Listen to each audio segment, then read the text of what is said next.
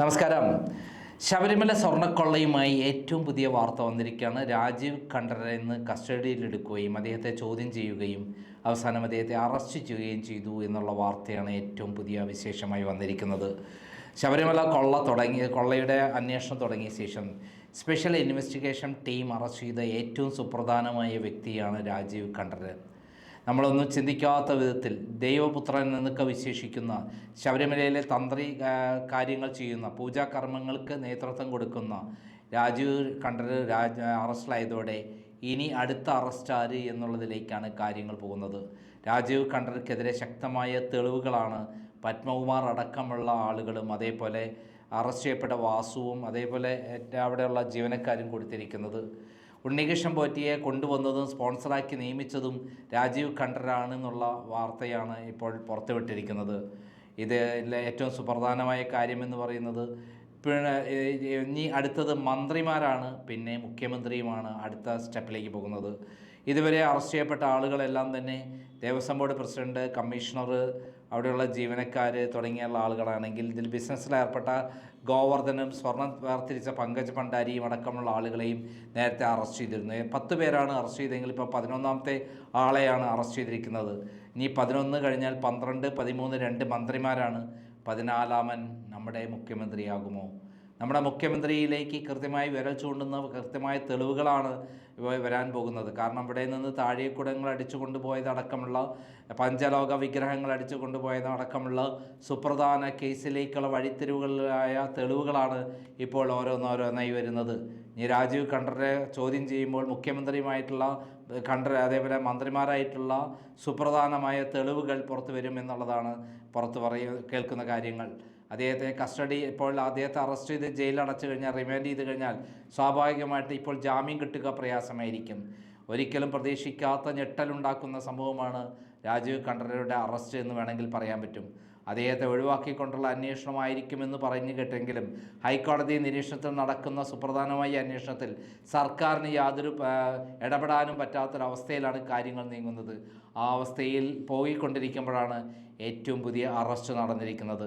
ഇനി ഏറ്റവും പ്രധാനപ്പെട്ട വിദേശത്ത് നടന്ന ദാവൂദ് ഇബ്രാഹിം അടക്കമുള്ള ആളുകളായിട്ട് സംഭാഷണങ്ങൾ നടത്തിയെന്ന് പറഞ്ഞ് ഇവിടെയുള്ള പഞ്ചലോക വിഗ്രഹങ്ങൾ അതുപോലുള്ള കാര്യങ്ങൾ വിൽക്കാനും മറ്റുള്ള കാര്യങ്ങൾക്ക് വേണ്ടി ദാവൂദ് ഇബ്രാഹിം അടക്കമുള്ള ആളുകളുമായി ചർച്ച നടത്തിയെന്ന് പറയുന്ന കാര്യങ്ങളിലാണ് മുഖ്യമന്ത്രിയും അതേപോലെ മന്ത്രിമാരും അടക്കമുള്ള ആളുകൾ ചോദ്യം ചെയ്യപ്പെടുക.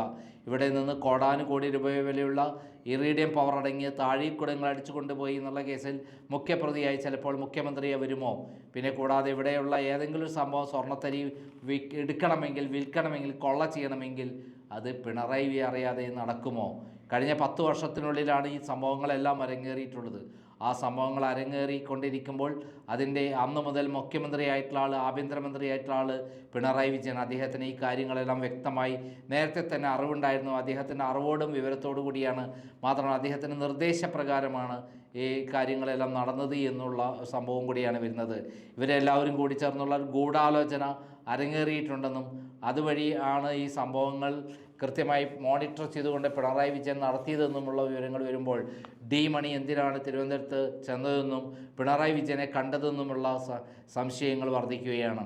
എന്തായാലും ഈ അടുത്ത കാലത്ത് പിണറായി വിജയൻ അയ്യപ്പ സംഗമം നടത്തിയ മുതൽ അയ്യപ്പൻ തന്നെ എല്ലാ കാര്യങ്ങളും വെളിച്ചത്ത് കൊണ്ടുവരുന്ന കാര്യമാണ് കാണുന്നത്. ഭഗവാൻ അയ്യപ്പൻ അങ്ങനെ ചില്ലറക്കാരനൊന്നുമല്ല, കട്ടവരെ പിടിച്ച് അകത്താക്കും എന്നുള്ള രീതിയിലേക്കാണ് കാര്യങ്ങൾ പോകുന്നത്. നമുക്കറിയാം, പോറ്റിയെ കേറ്റിയെ സ്വർണം ചെമ്പാക്കി മാറ്റിയേ എന്ന് പറയുന്ന ഗാനം കേരളത്തിൽ കഴിഞ്ഞ ഇലക്ഷനിൽ ഏറ്റവും ഹിറ്റായ പാട്ടായിരുന്നു. അതുവഴി കേരളത്തിൽ വലിയ തോതിൽ കോളിളക്കങ്ങളുണ്ടായി. പല മേഖലകളിലെയും ഭരണവിരുദ്ധ വികാരങ്ങളുണ്ടാക്കിയ പാട്ട് ഇപ്പോഴിതാ ഓരോ ദിവസം തോറും പിണറായി വിജയനുമായിട്ടും കടകംപള്ളിയുമായിട്ടും അതേപോലെ വാസവനുമായിട്ടും അവസാനം നമ്മുടെ പിണറായി വിജയനുമായിട്ടുള്ള കഥകളാണ് വന്നുകൊണ്ടിരിക്കുന്നത്. ഇവരെല്ലാവരും തന്നെ ഇതിൻ്റെ കൊള്ള സംഘങ്ങളുടെ നേതൃത്വത്തിലുള്ള ആളുകളാണെന്നും അവരറിയാതെ ഇതൊന്നും നടക്കില്ലെന്നും അവരൊക്കെ പ്ലാൻ ചെയ്ത പ്രകാരമാണ് ശബരിമലയിലെ ഓരോ കാര്യങ്ങളും കൊള്ള ചെയ്തുകൊണ്ടിരുന്നതെന്നുമുള്ള വസ്തുതാപരമായ കാര്യങ്ങളും മൊഴികളും തെളിവുകളുമാണ് കൃത്യമായിട്ട് SITയുടെ മുന്നിൽ വന്നിരിക്കുന്നത്. SIT ഉദ്യോഗസ്ഥന്മാർക്ക് ഇതുവരെ പേടിയുണ്ടായിരുന്നത് മന്ത്രിമാരല്ലേ, ദേവസ്വം ബോർഡ് പ്രസിഡൻ്റല്ലേ, തന്ത്രിയല്ലേ, കുതന്ത്രയല്ലേ എന്നൊക്കെ ചോദ്യങ്ങളായിരുന്നു. എന്നാൽ ഹൈക്കോടതി പറഞ്ഞിരിക്കുന്നത് നിങ്ങൾ തന്ത്രിയായാലും മന്ത്രിയായാലും മുഖ്യമന്ത്രിയായാലും വേണ്ടില്ല, എല്ലാത്തിനും പിടിച്ച് അകത്താക്കുക എന്നാണ് ഹൈക്കോടതി പറഞ്ഞിരിക്കുന്നത്. അയ്യപ്പൻ്റെ സ്വർണവും അയ്യപ്പൻ്റെ ഉരുപ്പടികളും വിഗ്രഹങ്ങളും എല്ലാം മോഷ്ടിച്ചവനെ ഇനി ഇവിടെ കാരാഗ്രഹത്തിലാണ് അവരുടെ വാസം, അല്ലാതെ ഇവിടെയല്ല അവർക്ക് അസുഖമാണ്, അല്ലെ ക്യാൻസറാണ്, മണ്ണാങ്കട്ടയാണ് എന്ന് പറഞ്ഞിട്ടൊന്നും ഇവിടെ നിൽക്കണ്ട. ഇപ്പോൾ നമുക്കറിയാം DIG ശ്രീ ഹരിശങ്കറിൻ്റെ പിതാവ് ശങ്കർദാസ് ഏത് സമയത്തും അറസ്റ്റ് ചെയ്യപ്പെടാവുന്ന ഒരാളാണ്. അദ്ദേഹത്തിന് ക്യാൻസറാണ് എന്നാണ് പറയുന്നതെങ്കിൽ അതൊന്നും ഇപ്പോൾ വില പോകുന്നില്ല. കാരണം ക്യാൻസറുള്ള സമയത്തല്ലല്ലോ അവരിതൊന്നും ചെയ്തു കൂട്ടിയത്. അയ്യപ്പൻ്റെ സ്വത്ത് കള്ള ചെയ്യണമെങ്കിൽ അത്രയും തൻ്റെ ഇടമുള്ള ആളുകളായിരിക്കണം. ആ തൻ്റെ ഇടമുള്ള ആളുകൾക്ക് അവർക്ക് കാരാഗ്രഹം തന്നെയാണ് ഏറ്റവും നല്ലത് എന്നുള്ളതാണ് ഹൈക്കോടതി നിരീക്ഷിച്ചിരിക്കുന്നത്.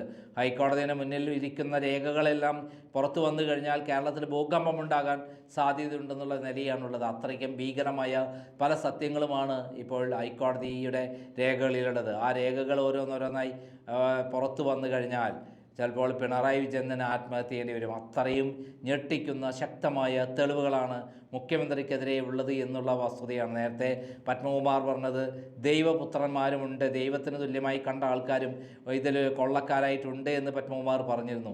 അത് മുഖ്യമന്ത്രിയാണോ തന്ത്രിയാണോ എന്നുള്ളതായിരുന്നു നമുക്കറിയേണ്ടിയിരുന്നത്. ഇപ്പോൾ തന്ത്രിയുമുണ്ട്, മുഖ്യമന്ത്രിയുമുണ്ട്, മന്ത്രിയുമുണ്ട്. ആ കള്ളന്മാരിൽ കൊള്ളക്കാരിൽ ഏറ്റവും മുൻപന്തിയിൽ നിന്നുകൊണ്ട് പ്രവർത്തിച്ചവർ എന്നുള്ളതാണ് ഇപ്പോൾ പുറത്തു വരുന്നത്. എന്തായാലും പത്മകുമാറിൻ്റെ വാക്കുകൾക്ക് കൃത്യമായ തെളിവുകളാണ് പുറത്തു വന്നിരിക്കുന്നത്. പത്മകുമാർ തന്നെ എല്ലാം വെളിപ്പെടുത്താൻ പോകുന്നു എന്നുള്ള വാർത്തയുമുണ്ട്. ജയിലിൽ വെച്ച് കൊല്ലപ്പെട്ടാലും വേണ്ടില്ല, ഇല്ലെങ്കിലും വേണ്ടില്ല, ഇനി സത്യം വെളിപ്പെടുത്തിയേ പറ്റുള്ളൂ. കാരണം സമൂഹത്തിന് മുന്നിൽ ഞാനൊരു കുറ്റവാളിയായി എല്ലാ കാലത്തും അറിയപ്പെടും. എൻ്റെ പോലെ ഞാനും മോഷ്ടിച്ചിട്ടുണ്ട്, മുഖ്യമന്ത്രിയും മോഷ്ടിച്ചിട്ടുണ്ട്, മന്ത്രിമാരും മോഷ്ടിച്ചിട്ടുണ്ട്, തന്ത്രിയും മോഷ്ടിച്ചിട്ടുണ്ട്.